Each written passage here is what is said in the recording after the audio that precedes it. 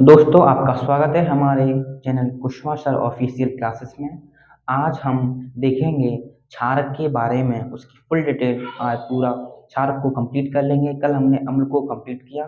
दोस्तों आज हम स्टार्ट करेंगे अम्ल क्या हो, हम तुमने पढ़ लिया है। अब हम पढ़ेंगे क्षारक क्या होता है। क्षारक को भी हम दो कॉन्सेप्ट से पढ़ेंगे, तो इसका भी क्लासिकल कॉन्सेप्ट वही पुराना वाला है, तो वही कॉन्सेप्ट हम लिख रहे हैं। तो मैं लिखूंगा पहला कॉन्सेप्ट।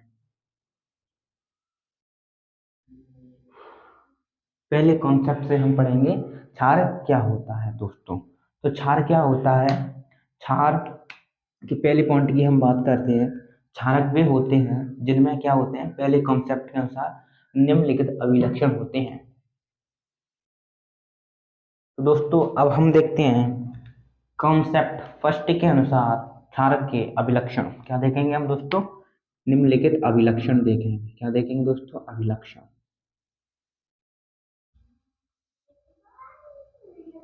दोस्तों आपका पहला अभिलक्षण है, जो क्षार होते हैं वे क्या करते हैं, लाल लिटमस को नीले लिटमस में कन्वर्ट कर देते हैं। तो हम लिखेंगे ये लाल लिटमस पेपर को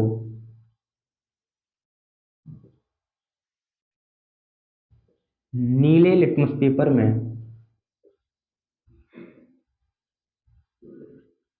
पेपर में बदल देते हैं। और सेकंड है इसका अभिलक्षण, ये छूने में चिकने होते हैं। ये छूने में चिकने होते हैं। और इसका थर्ड है, ये स्वाद में कड़वे होते हैं।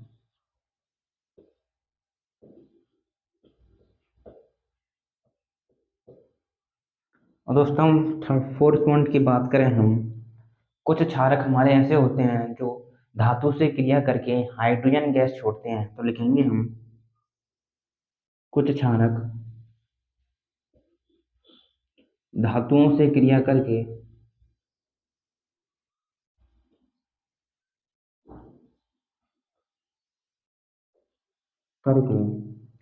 हाइड्रोजन गैस छोड़ते हैं। इसका दोस्तों हम एग्जांपल देंगे। जैसे मान लीजिए हमने NaOH हमने क्या लिया, क्षार लिया, इसकी क्रिया हमने जिंक से कराई। दोस्तों जिस प्रकार हमने रिएक्शन कराई, तो इधर क्या बनेगा आपका Na2ZnO2 प्लस के हाइड्रोजन गैस आपकी निकल गई। इसको कहेंगे हम सोडियम जिंकेट। तो दोस्तों कुछ क्षारक इस प्रकार होते हैं जो धातुओं से क्रिया करके हाइड्रोजन गैस छोड़ते हैं। तो दोस्तों आपके ये चार अभिलक्षण होते हैं। अब हम पांचवें अभिलक्षण की ओर बढ़ते हैं।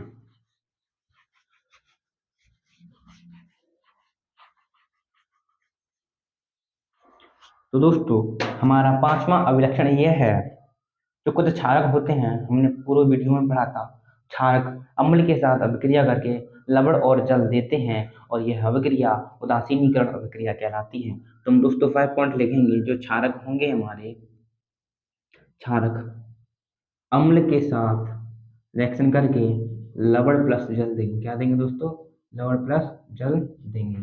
फॉर एग्जाम्पल के लिए मैं एक एग्जाम्पल लेता हूँ। क्षारक मैंने NaOH ले लिया और इधर मैंने अम्ल HCl ले लिया, तो आपका दोस्त इधर बनेगा NaCl प्लस के H2O। दोस्तों इस प्रकार यह आपका पांचवा अभिलक्षण कंप्लीट होता है। चलिए दोस्तों आपका लास्ट पॉइंट है, उसको भी हम कन्वर्ट कर ले रहे हैं, उसको भी पढ़ रहे हैं। तो दोस्तों आपका छठवां अभिलक्षण यह है, जो हमारे क्षारक होते हैं, क्षारक अधातुओं के ऑक्साइड के साथ अभिक्रिया करके लवण और जल देते हैं। तो हम लिखेंगे क्षारक प्लस अधातुओं के ऑक्साइड, अधातुओं के ऑक्साइड के साथ रिएक्शन करके दोस्तों वह लवण प्लस के जल हमको देंगे। क्योंकि दोस्तों अधातुओं के ऑक्साइड की प्रकृति किस प्रकार की होती है, वह अम्लीय प्रकृति की होती है। किस क्या की होती है, अम्लीय प्रकृति होती है। इसलिए क्षारक जब अम्ल से क्रिया करता है तो क्या देता है, लवण एवं जल देता है। दोस्तों हम फॉर एग्जाम्पल के लिए मैंने क्षारक ले लिया CaOH, इसको बोलेंगे कैल्शियम हाइड्रोक्साइड। मैंने क्षारक ले लिया और धातुओं के ऑक्साइड की जगह मैंने ले लिया CO2। इस प्रकार मैंने इसकी से रिएक्शन कराई तो इधर आपका बनता है कैल्शियम कार्बोनेट प्लस के जल निकल गया। दोस्तों इस प्रकार कुछ क्षारक होते हैं जो धातुओं के ऑक्साइड के साथ अभिक्रिया करके लवण एवं जल प्रदान करते हैं। तो दोस्तों इस प्रकार आपका फर्स्ट कॉन्सेप्ट फिनिश होता है। अब हम सेकंड कॉन्सेप्ट की ओर आगे बढ़ते हैं, उसके बाद हम यूजेस की पढ़ेंगे, उसके बाद आपका क्षारक कंप्लीट हो जाएगा। चलिए दोस्तों अब आगे चलते हैं। दोस्तों अब हम देखते हैं कंसेप्ट नंबर 2, उसके अनुसार यानी मॉडल कॉन्सेप्ट है, इसके अनुसार क्षारक क्या होते हैं। दोस्तों जैसा कि मैंने आपको पूर्व वीडियो में बताया था अम्ल के बारे में, सेकंड कॉन्सेप्ट क्या था, उसी प्रकार सेम इसका भी कॉन्सेप्ट है। तो इसके अनुसार यह कॉन्सेप्ट बताता है जो क्षारक जल में OH नेगेटिव आयन देते हैं उन्हें हम क्षारक के नाम से कहेंगे। थोड़ा एग्जाम्पल, मैंने एक एग्जाम्पल लिया, मैंने कोई क्षारक लिया NaOH, इसको मैंने जल में डाला। जैसे ही मैंने इसको जल में डाला तो क्या मिला हमें, Na पॉजिटिव प्लस के OH नेगेटिव आयन मिले। यानी जो क्षारक जल में OH नेगेटिव आयन देगा वह आपका क्या कहलाएगा, क्षारक कहलाएगा। तो हम लिखेंगे वह पदार्थ जो जल में OH नेगेटिव आयन देते हैं क्षारक कहलाते हैं, क्षारक कहलाते हैं। दोस्तों एक और एग्जांपल ले लेते हैं। मान लीजिए मैंने पोटेशियम हाइड्रोक्साइड ले लिया, जैसे ही मैंने इसको जल में डाला तो इसने भी के पॉजिटिव प्लस के OH नेगेटिव आयन दिया। चलिए दोस्तों अब हम देखते हैं क्षारकों के प्रयोग, यानी प्रयोग तो बाद में देखेंगे, अभी उनके कुछ प्रकार के बारे में हम देख लेते हैं। हम देखेंगे क्षारकों के प्रकार, टाइप ऑफ बेस। इसका पहला प्रकार है प्रबल क्षारक, स्ट्रॉन्ग बेस।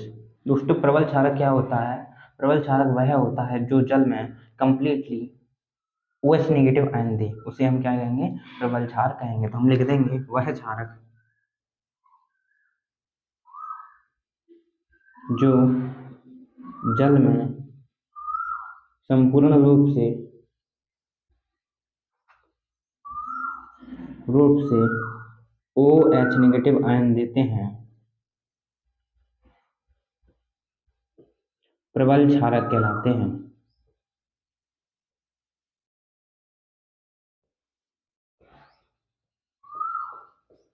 दोस्तों इसकी एग्जाम्पल की हम बात करें तो इसका आपका एग्जाम्पल हो जाएगा NaOH को जैसे ही मैंने जल में डाला तो इसने क्या किया, Na पॉजिटिव प्लस के OH नेगेटिव आयन दिया। तो दोस्तों इस प्रकार यह आपका प्रबल क्षारक होता है। तो चलिए दोस्तों अब हम देखते हैं आपका दुर्बल क्षारक क्या होता है। चलिए दोस्तों अब दुर्बल क्षारक की ओर आगे हम बढ़ते हैं।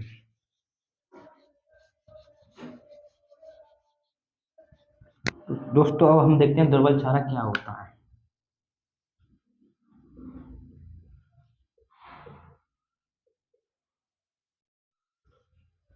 दोस्तों आपका दुर्बल क्षारक वह होता है जो जल में अच्छी तरीके से यानी कंप्लीटली तरीके से OH नेगेटिव आयन नहीं दे। तो हम लिखेंगे वह क्षारक जो जल में संपूर्ण रूप से OH नेगेटिव आयन नहीं देते हैं, दुर्बल क्षारक कहलाते हैं।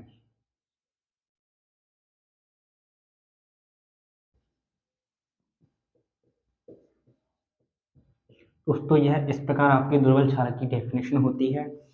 तो हम इसका एक एग्जाम्पल भी देख लेते हैं। तो दोस्तों मैं इसका एक एग्जाम्पल की बात करूं, इसकी एक एग्जाम्पल की बात करता हूं, तो चलिए दोस्तों मैं एग्जाम्पल ले लेता हूं कैल्शियम हाइड्रोक्साइड का। मैंने एग्जाम्पल लिया, जैसे ही मैंने इसको जल में डाला तो इसने दिया calcium plus 2 positive 2 OH negative. दोस्तों इस प्रकार यह आपका दुर्बल क्षारक का एग्जाम्पल होता है। चलिए दोस्तों अब हम देखेंगे इसके आगे बारे में पढ़ेंगे, क्षार क्या होता है और इसके प्रयोग के बारे में पढ़ेंगे। चलिए दोस्तों आगे चलते हैं। तो चलिए दोस्तों अब हम देखते हैं आपका क्षार क्या होता है। क्षार कुछ नहीं दोस्तों, जो क्षारक होता है अगर वह क्षारक जल में घुल जाए तो उसे हम क्या कहेंगे, क्षार कहेंगे। यानी जो क्षारक जल में घुलनशील होता है उसे हम क्या कहेंगे, क्षार कहेंगे। तो हम लिखेंगे जो क्षारक जल में घुलनशील होता है वह क्षार कहलाता है। क्या कहलाता है, क्षार कहलाता है। छोटा सा डिफरेंस था उसमें, कुछ बात नहीं है दोस्तों। अब हम देखेंगे क्षारकों के यूजेस के बारे में। किसके बारे में, यूजेस के बारे में। यूजेस के बारे में देखते हैं तो फर्स्ट क्षारक के बारे में बात करते हैं हम, जिसका नाम है NaOH, जिसको हम बोलेंगे कास्टिक सोडा, वैज्ञानिक नाम। इसको इसका सूत्र हमने लिख दिया, इसको केमिकल नेम बोलेंगे सोडियम हाइड्रो ऑक्साइड।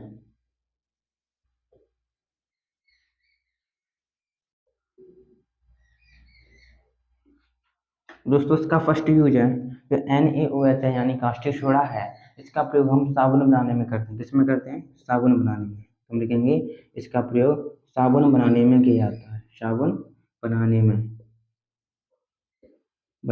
प्रयोग किया जाता है। और सेकंड है, और इसका प्रयोग हम कागज बनाने में भी करते हैं। किस में करते हैं, कागज बनाने में। कागज बनाने में दोस्तों इस प्रकार आपके पेपर में पूछेगा किसी किन्हीं दो क्षारकों के उपयोग लिखिए, तो आप क्या करना, कोई भी दो क्षारक ले लेना और उनके दो दो आपको क्या करना, सिंपली दो उपयोग लिख देने हैं। तो चलिए दोस्तों अब हम कुछ और क्षारकों के एग्जाम्पलों को पढ़ते हैं। चलिए दोस्तों आगे चलते हैं।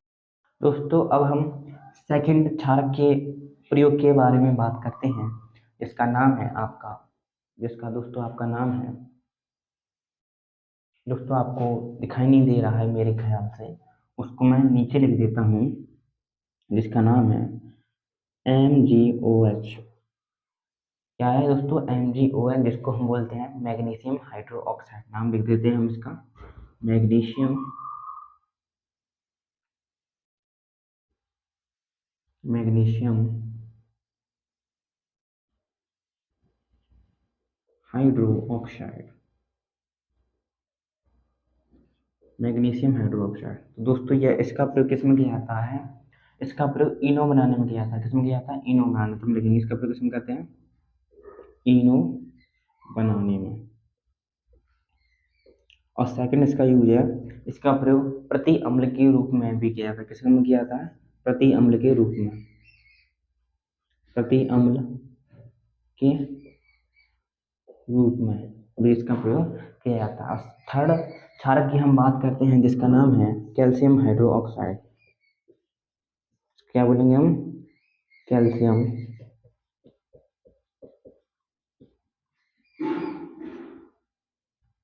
Hydro oxide.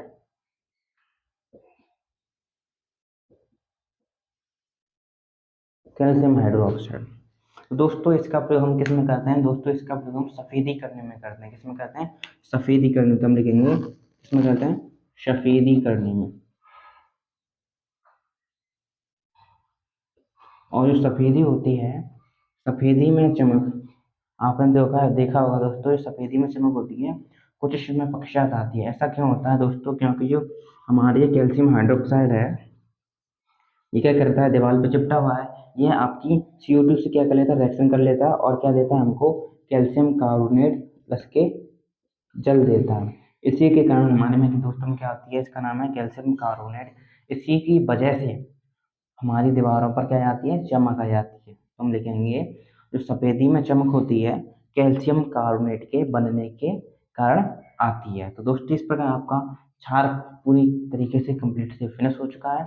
अब हम पढ़ेंगे पीएच पैमाना क्या होता है और इसके किस प्रकार पेपर में क्वेश्चन आते हैं। चलिए दोस्तों आगे चलते हैं। दोस्तों अब हम देखते हैं पीएच क्या होता है। क्या दोस्तों, हम देखेंगे पीएच के बारे में, यानी पीएच पैमाना क्या होता है। क्या दोस्तों आप जानते हैं पीएच की फुल फॉर्म क्या होती है, दोस्तों आपके पीएच की फुल फॉर्म होती है potence of hydrogen, potence of hydrogen. दोस्तों पीएच की फुल फॉर्म होती है पोटेंट ऑफ हाइड्रोजन। यह इस प्रकार का एक क्या होता है, पैमाना होता है जो हमारे पदार्थों की क्या बताता है, प्रकृति को निर्धारित करता है। दोस्तों जो पीएच पैमाना था उसको एक वैज्ञानिक था जिसका नाम था सोरेनसन, उन्होंने ही इसको बनाया था। हम लिखेंगे इसे सोरेनसन ने बनाया था, सोरेनसन ने बनाया था। दोस्तों क्या करता है, यह किसी पदार्थ की प्रकृति के बारे में बताता है। यह एक प्रकार का क्या पैमाना है दोस्तों, ये इस प्रकार होता है। मान लीजिए मैं इसको ठीक से बना देता हूँ, तो मैंने इस प्रकार बनाया है ये। दोस्तों यह आपने स्केल देखा होगा, उसी प्रकार जो 15 सेंटीमीटर तक होते हैं खाने बने होते हैं, इसी प्रकार इस पर भी 14 तक खाने बने होते हैं। यानी 0 से स्टार्ट होता है, इधर 7 इधर 14 होता है। तो यह एक प्रकार का क्या है दोस्तों, आपका पैमाना है। एक प्रकार का पैमाना है क्या दोस्तों, आपका पैमाना कुछ इस प्रकार से दर्शा देते हैं। दोस्तों एक एक प्रकार का ये क्या पैमाना है, यदि किसी भी पदार्थ का पीएच मान 0 और 7 के बीच में है, 7 से नीचे ही है, तो उसे हम अम्ल की कैटेगरी में डाल देंगे। उसकी प्रकृति कैसी होगी, अम्लीय प्रकृति होगी। कैसी होगी, अम्लीय प्रकृति। और जिसका पीएच मान 7 से अधिक होगा उसे उसकी प्रकृति कैसी होगी, उसकी क्षारीय प्रकृति होगी। जिसका पीएच मान एग्जैक्ट 7 होगा उसे हम कहेंगे यह तो न्यूट्रल है, यह तो उदासीन है। फॉर एग्जाम्पल के लिए मैं खून की पीएच की बात की बता रहा हूँ, पीएच ऑफ ब्लड यानी रक्त का पीएच मान, रक्त का पीएच मान।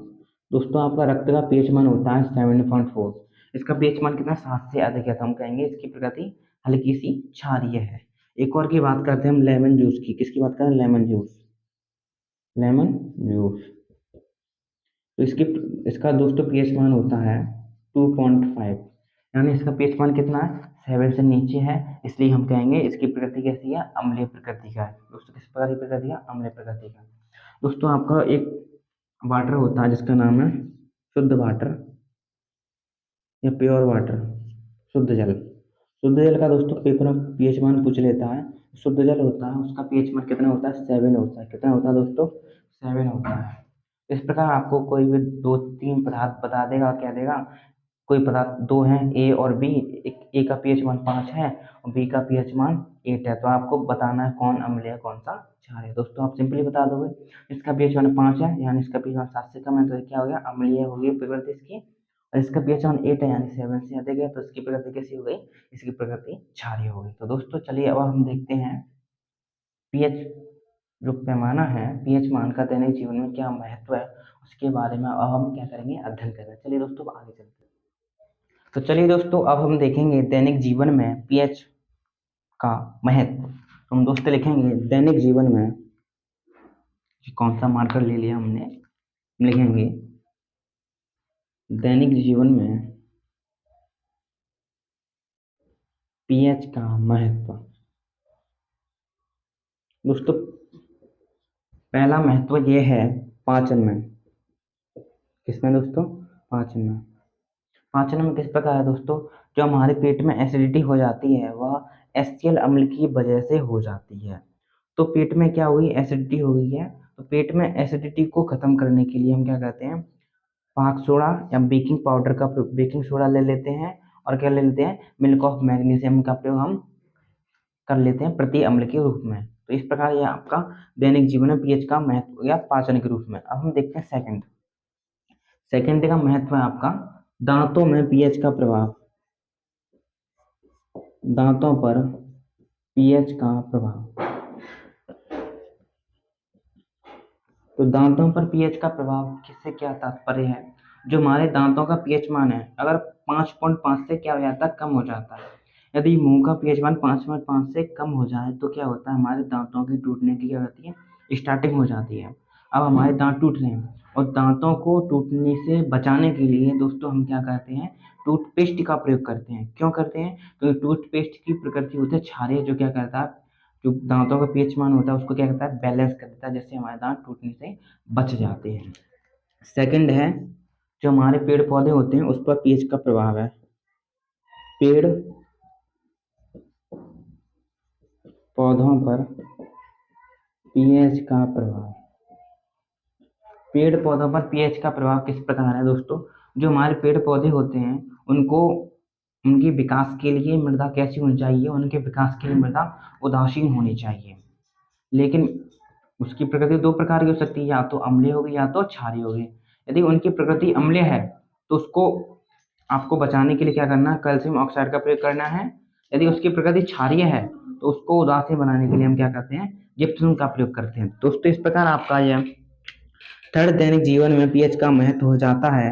अब हम सेकंड देखते हैं दैनिक जीवन में पीएच के महत्व के बारे में है। तो सेकंड है, थर्ड है यानी फोर्थ की बात करते हैं। चलिए जंतुओं पर पीएच का महत्व, पीएच का प्रभाव। इससे क्या तात्पर्य है दोस्तों? जो जलीय जीव होते हैं, यदि जल की बात कर रहे हैं ना, यदि अम्लीय वर्षा के कारण क्या होता है दोस्तों? जो अम्लीय वर्षा होती है उसकी वजह से जो झील का वाटर होता है वो क्या होता है? उसका पीएच मान 7 से कम हो जाता है, जिससे जो जलीय जीव जंतु होते हैं उनके डेथ होने की संभावना बढ़ जाती है। इसलिए उनको मृत्यु से बचाने के लिए हम क्या करते हैं? कैल्शियम कार्बोनेट का प्रयोग करते हैं। दोस्तों इस प्रकार आपका ये दैनिक जीवन में पीएच का महत्व पांचवा हो जाता है। अब पांचवें पॉइंट की बात करते हैं। पांचवें पॉइंट की बात करते हैं जैसे कि जीव जंतुओं द्वारा आत्मरक्षा। जीव जंतुओं द्वारा आत्मरक्षा। इससे क्या तात्पर्य है दोस्तों? जो आपने देखा हो, जो मधुमक्खी होती हैं, जो हम किसी भी व्यक्ति को काट लेती हैं, जिससे क्या होता है? दर्द उत्पन्न होता है। वो क्या करती हैं? अम्लीय विलेन छोड़ती हैं। अब अम्लीय विलेन को न्यूट्रल करने के लिए क्या करते हैं? हम क्षार का प्रयोग करते हैं, जिससे क्या होता है? जो उन्होंने काटा उसको क्या कर लेता? ठीक कर लेते हैं। दोस्तों इस प्रकार हमने देखा दैनिक जीवन में पीएच के महत्व के बारे में पढ़ा। अब आगे की आने वाली वीडियो में अब हम लवण के बारे में ध्यानपूर्वक पढ़ेंगे। बने रहिए हमारे चैनल के पास और देखते रहिए Kushwaha sir official classes. Thank you, धन्यवाद।